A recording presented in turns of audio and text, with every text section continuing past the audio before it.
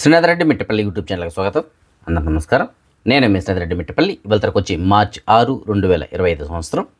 ఇవాళ ముఖ్యాంశాలకు వచ్చినట్లయితే కువైట్కి సంబంధించినటువంటి సుప్రీం కమిటీ సుమారుగా 464 మందికి సంబంధించినటువంటి పౌరసత్వాన్ని ఉపసంహరించుకుంది. ఇందులో 12 మంది వచ్చి ద్వంద్వ పౌరసత్వాన్ని కలిగి ఉన్నారు. అంటే 2 పౌరసత్వాలను కలిగి ఉన్నారు. అంటే కువైట్కి సంబంధించిన పౌరసత్వం, అలాగే వేరే దేశాలకు సంబంధించిన పౌరసత్వం. సో ఆ కారణం చేత ఆ 12 మందికి సంబంధించిన పౌరసత్వాన్ని రద్దు చేశారు.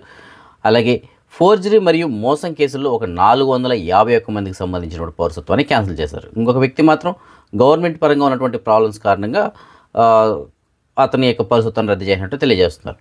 సో మొత్తం మీద ఏంటంటే 464 మందికి సంబంధించినటువంటి పౌరసత్వాన్ని ఉపసంహరించుకుంటున్నట్లు వారికి సంబంధించినటువంటి జాబితాని క్యాబినెట్ సమర్పించినట్టు తెలియజేస్తున్నారు. సో క్యాబినెట్ దీనిపైన ఫైనల్ అప్రూవల్ ఇచ్చిన తర్వాత వారి యొక్క పౌరసత్వాన్ని పూర్తిగా రద్దు చేయబడుతుందని చెప్పేసి తెలియజేస్తున్నారు. కువైట్లో పవిత్ర రంజాన్ మాసంలో భిక్షాటన చేయకూడదని చెప్పేసి గవర్నమెంట్ చెప్పింది. ఆ విధంగా ఎవరైనా చేసినట్లయితే వారిపైన చర్యలు తీసుకోబడుతుందని చెప్పేసి మనం చెప్పుకున్నాం కదా గతంలో. సో అందులో భాగంగా నేటి వీడియోలో మనం చెప్పుకోవడం జరిగింది. ఒక 4 అదుపులో తీసుకుని చెప్పేసి ఇవాళ మనకు అందించిన సమాచారం ఏంటంటే మరొక 11 మంది ప్రవాసీల్ని భిక్షాటన చేస్తుండగా అదుపులో తీసుకున్నట్లు తెలియజేస్తున్నారు. వారిపైన చట్టపరమైన చర్యలు తీసుకోవడం కోసం సంబంధిత విభాగాలకు అయితే రెఫర్ చేశారని చెప్పేసి తెలియజేస్తున్నారు. సో ఈ పవిత్ర రంజాన్ మాసంలో భిక్షాటన అనేది నేరం. ఎట్టి పరిస్థితుల్లోనూ భిక్షాటన అనేది చేయకూడదు. అసలు కువైట్లో భిక్షాటనే చేయకూడదు. భిక్షాటన చేస్తే తప్పనిసరిగా చర్యలు అయితే తీసుకుంటారు. సో ఆ విధంగా ప్రస్తుతానికి వెళ్ళిపోయిన చర్యలు తీసుకోబోతున్నట్లు తెలియజేస్తున్నారు. కువైట్లో ఇవాల్టి వాతావరణంగా మనం చూసుకున్నట్లయితే ఉదయం సాధారణంగా ఉన్న, మధ్యాహ్నం తర్వాత మాత్రం చెదురుముదురుగా వర్షాలు అయితే పడ్డాయి. ఇవాళ రాత్రి గడ ఇదే విధంగా కొనసాగడానికి అవకాశం ఉంది. రేపు సాయంత్రం వరకు ఇలాగే కొనసాగడానికి అయితే అవకాశం ఉంది. సో చెదురుముదురు వర్షాలు అయితే కువైట్ వ్యాప్తంగా పడడానికి అయితే అవకాశం ఉంది. అలాగే చలి తీవ్రత మాత్రం మరీ అంత ఎక్కువగా లేకపోయినా ఒక సాధారణమైనటువంటి చలి తీవ్రత ఉండబోతుందని చెప్పేసి తెలియజేస్తున్నారు. కువైట్కి సంబంధించినటువంటి minister of commerce and industries వాళ్ళు కువైట్లోని పలు ప్రాంతాల్లో మార్కెట్స్ మరియు ఈ స్టోర్స్ని తనిఖీ చేయడం జరిగింది. ఇవి ముఖ్యంగా తనిఖీలు దేనికి అనేసి అంటే ఎవరైనా సరే ధరల విషయంలో అవకతవకలకు పాల్పడినా, అంటే ధరలు పెంచడం కానీ ఇలాంటివి చేస్తున్నా, లేదంటే తగ్గించడం కానీ చేస్తున్నా, లేదా నాణ్యతను సరిగ్గా పాటించకపోయినా, అంటే అక్కడ క్వాలిటీ అనేది సరిగ్గా ఉన్నా లేకపోయినా, అలాగే ఎక్స్పైరీ ఐటమ్స్ ఇలాంటివి ఉంటాయి కదా. సో అలాంటి వాటిని బేస్ చేసుకొని ముఖ్యంగా వీళ్ళు తనిఖీలు నిర్వహించడం జరిగింది. ఆ విధంగా ఎవరైనా చేస్తే కనుక వారిపైన చర్యలు తీసుకోబడుతుందని చెప్పేసి తెలియజేస్తున్నారు. దీనికి సంబంధించిన ఒక వీడియో కూడా ఉంది, కావాలంటే మీరు గమనించవచ్చు.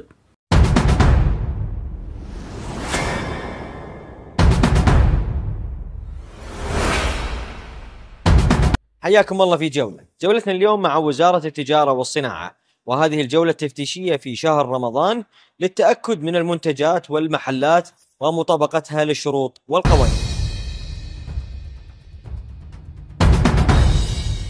دائما في المواسم تكون عندنا جولات مكثفة على المحلات التجارية حسب كل موسم. يعني مثلا برمضان نكثف جولاتنا على محلات الأغذية، في الأعياد نكثف جولاتنا على محلات بيع الملابس. حسب كل موسم نكثف جولاتنا التفتيشية، نراقب الأسواق سواء من ارتفاع الأسعار أو التلاعب أو الغش التجاري. دائما أي محل يتم ضبطه يتم اتخاذ الإجراءات القانونية ضده وتحويله إلى النيابة التجارية. في حال تقديم أي شكوى تقدر تدخل على سهل وتقدم شكوتك، وراح يتم التواصل معك من قبل الجهة المسؤولة أو المركز المختص والاستكمال الشكوى. عزيزي المستهلك، عند شرائك أي سلعة يجب أخذ فاتورة الشراء حتى نستطيع أخذ حقك في حال تقديم.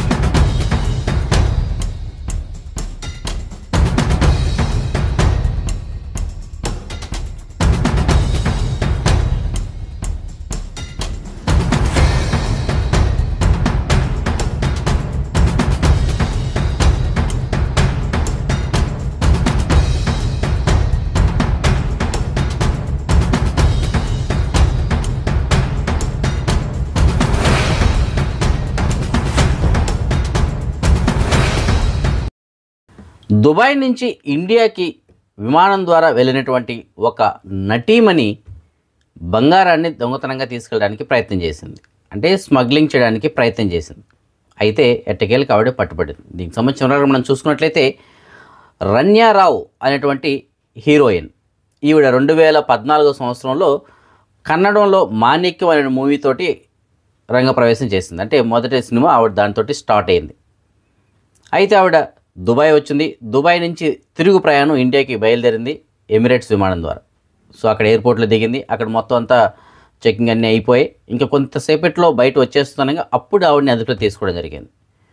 సో ఆవిడతో పాటు వస్తున్నటువంటి మిగతా వాళ్ళు సూట్ కేసుల్లో బంగారం అయితే తీసుకొస్తున్నారు. సో మొత్తానికి కూడా బంగారాన్ని స్వాధీనం చేసుకున్నారు.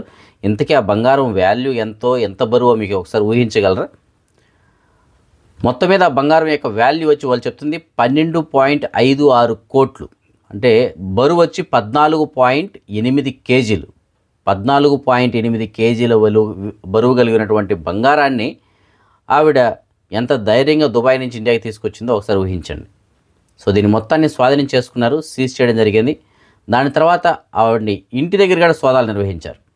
ఇంటి దగ్గర కూడా 2.6 కోట్ల బంగారపు వస్తువులు మరియు 2.67 కోట్ల కరెన్సీని కూడా స్వాధీనం చేసుకున్నారు. సో ప్రస్తుతానికి ఈవిడ పోలీసుల యొక్క అదుపులో అయితే ఉంది. పాకిస్తాన్లో భారీ బంగారపు నిక్షేపాలని గుర్తించారు.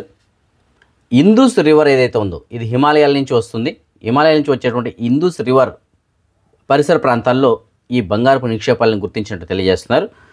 అయితే ఈ బంగారపు నిక్షేపాల యొక్క విలువ ఎంత ఉండొచ్చో తెలిసిన అంచనా ప్రకారం సుమారుగా 2.65 బిలియన్ల కువైటీ దినార్లు అని చెప్పేసి అంటున్నారు. అంటే మిలియన్లో మనం చెప్పుకోవాలంటే 2650 మిలియన్ల కువైటీ దినార్లు. 1 మిలియన్కి వచ్చి 10 లక్షలు. ఆ విధంగా లెక్కేసుకోండి. 2650 ఇంటూ 10 లక్షలు దినార్లు. దాన్ని మనం రూపీస్లో క్యాల్కులేట్ చేసుకోండి. లెక్కేయడానికే మీకు 10 నిమిషాల టైం పడుతుంది. సో అంతటి వాల్యూ కలిగినటువంటి బంగారపు నిక్షేపాలని ఈ ఇందూస్ నది పరిసర ప్రాంతాల్లో గుర్తించినట్లు తెలియజేస్తున్నారు. సో దీంతో పాకిస్తాన్లో భారీ బంగారపు నిక్షేపాలను అయితే కనుక గుర్తించారు. మరి వాటిని వెలికి తీయడానికి ఎంత సమయం పడుతుందో మరి చూడాలి. ఫ్రెండ్స్, కువైట్లో ఉన్న మీరు ఎవరైనా బంగారం కొనాలనుకుంటున్నారా?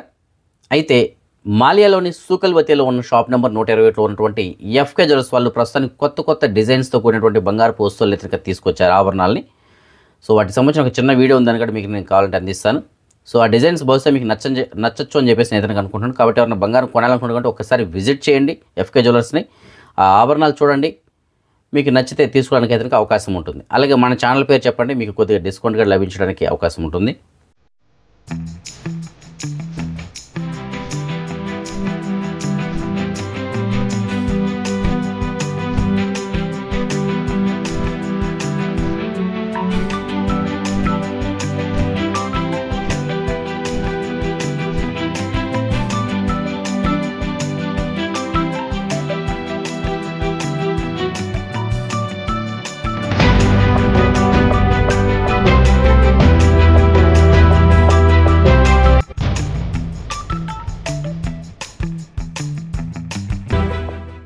ఫ్రెండ్స్, కువైట్లో ఉన్న మీరు ఎవరైనా కువైట్ నుంచి ఇండియాకి కార్గో ద్వారా వస్తువులు పంపించుకోవాలనుకుంటున్నారా? అయితే మీకు నేను డిస్ప్లేలో కువైట్లో ఉన్న మన తెలుగు వారికి సంబంధించిన భారత్ కార్గో సర్వీస్ వాళ్ళకి సంబంధించిన నెంబర్ ఇస్తాను.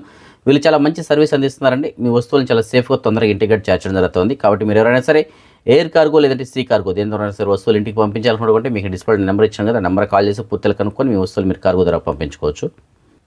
అదే మనం ఈ మనీ ఎక్స్చేంజ్ విషయానికి వచ్చినట్లయితే ప్రస్తుతానికి ఒక కువైట్ ఇద్దరు మన భారతదేశం రూపీస్లో సుమారుగా 280 రూపాయలు ఉంది. బంగారం విషయానికి వచ్చినట్లయితే మాలియాలో ఉన్న సూకల్వతిలో ఉంటే షాప్ నెంబర్ 121లో ఉన్న ఎఫ్కే జ్యువెలర్స్ వాళ్ళు మనకు అందించిన సమాచారం మేరకు 22 క్యారెట్ల బంగారం ప్రస్తుతానికి 1 గ్రాము 26,789 పిలుసు ఉంది. అదే 24 క్యారెట్ల బంగారం ఉన్న బిస్కెట్ల రూపాయల బంగారం ప్రస్తుతానికి 1 గ్రాము 29,214 పిలుసు ఉంది. సో ఈ ఫ్రెండ్స్ ప్రస్తుతం అప్డేట్స్ రేపు రాత్రి 9 గంటలకు వచ్చే వీడియోలో మరిన్ని అప్డేట్స్ కలుసుకుందాం. అంతకు సెలవు, జై హింద్. అండ్ నేను మీ Saddam Hussain. So please do subscribe Srinath Reddy Mittapalli YouTube channel.